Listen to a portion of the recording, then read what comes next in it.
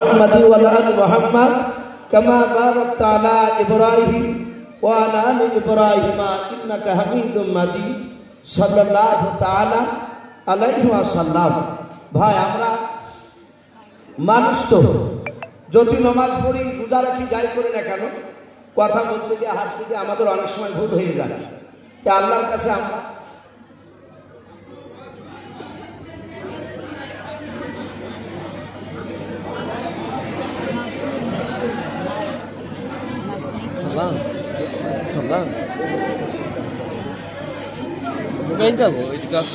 ভাই আমরা দোয়া করবো। যা হোক ইমাম সাহেব বারবার করে বলছেন এসো ভাই একটা ছোট্ট করে একটা নাত পড়ে ইনশাআল্লাহ আপনি দোয়া করেন। আমি বলি আল্লাহ রসুল বেঁচে ছিলেন দুনিয়াতে কত বছর বাপ একটু বলে? 63 বছর। নবী 23 বছর কেঁদেছিলেন শুধু আমাদেরকে নিয়ে যে আমার উম্মাতিরা তারা কিভাবে নামাজে হবে। জমি জায়গা থেকে রসুল কাঁদেনি, মার খাইনি, মার খেতে শুধু আপনার আমাদের জন্য। আল্লাহ রসুল যখন ইন্তেকাল করবেন মৃত্যুর শয্যা ছটফট করছে, তো নবীর কলিজার টুকরা বিটি মা ফাতেমা জোহরা রাদিয়াল্লাহু তাআলা আনহা উনি কাঁদছেন, চিন্তা করছেন আব্বা মারা গেলে আমি আর থাকতে পারবো না, আব্বাকে আমি আর দেখতে পাবো না। তো নবী ফাতেমাকে ডেকে বলেন, বিটি ফাতেমা একটু কাছে এসো। মা তুমি কাঁদছো কেন? বলে কাঁদছি আব্বা মরে গেলে আমি কি করে থাকবো, আপনাকে কোথায় পাবো? তো নবী বললেন, বিটি ফাতেমা তুমি কেঁদো না, আমার ইন্তেকাল করার পর 6 মাস পর তোমার ইন্তেকাল হবে, বলুন আলহামদুলিল্লাহ। নবী বলেন, বিটি ফাতেমা মৃত্যুর পর আমাকে কিয়ামতের ময়দানে কোটি কোটি মানুষের সমাগম। ফাতেমা বললেন, আব্বা কিয়ামতের ময়দানে আপনাকে কি করে খুঁজবো, পাবো কি করে? তো বললো, মা রে তুমি আমাকে মিজানের পাল্লার কাছে দেখতে পাবা, যেখানে নেকি আর গুনাহ মাপা হয়। বলে আব্বা ওখানে যদি না দেখতে পাই? বলে পুলসিরাতের বিড়িতে দেখতে পাবা। ফাতেমা বললেন, আব্বা ওখানে যদি না দেখতে পাই? তো বলেন, মা তুমি জান্নাতের পানি যেখানে কায়সার পানি বিলাবো সেখানে পাবা। হে বিটি ফাতেমা শুধু তাই নয়, তুমি আমার সাথে জান্নাতে যাবা, জোরে বলুন সুবহানাল্লাহ।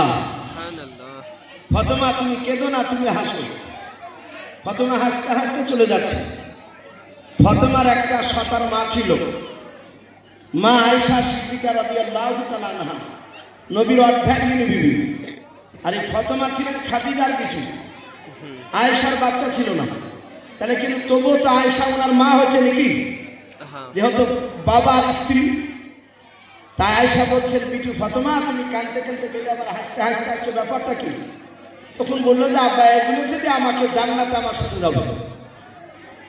আয়েশা বলেন, মা আমার কি অধিকার কম? বলে কি? তাই বলছে, যুক্তি করে নবীর ঘরে অগ আম্মা পিটিতে, অগ আম্মা পিটিতে কাহার আগে কে যাবে সে খোদার জান্নাতে, বলুন সুবহানাল্লাহ। আয়েশার ফাতেমারা কি আগে জান্নাতে যাবে?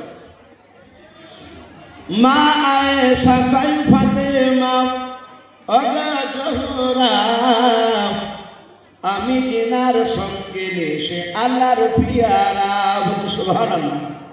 আয়েশা সব বলছে, মা আয়েশা কাই ফাতেমা অগা জোহরা আমি জিনার সঙ্গে নেশে আল্লাহর পিয়ারা। পিতা আমার আবু বকর প্রথম ইমানদার, অগ প্রথম ইমানদার, সব বিবিদের চেয়েও বেশি আমার অধিকার, সুবহানাল্লাহ। আমার কাছে হাদিসিয়াত, আমার কাছে হাদিসিয়াত নাই কাহার কাছে, অগ নাই কাহার কাছে, কাহার আগে কে যাবে সেই খোদার জান্নাতে। যুক্তি করে নবীর ঘরে অগ মা পিটিতে, অগ আম্মা পিটিতে, কাহার আগে কে যাবে সেই খোদার জান্নাতে। আয়েশার মর্যাদাগুলো বলা হলো। এবার ফাতেমা শুনে বলছে, মা ফাতেমা বলে ও মা ঠিক বলেছ, ভুল বলেছ তা বলেনি। মা ফাতেমা বলে ও মা ঠিক বলেছ, এত কথার মাঝেও তুমি আসল ভুলেছ। সব ঠিক আছে কিন্তু একটা আসলে ভুলে গিয়েছ।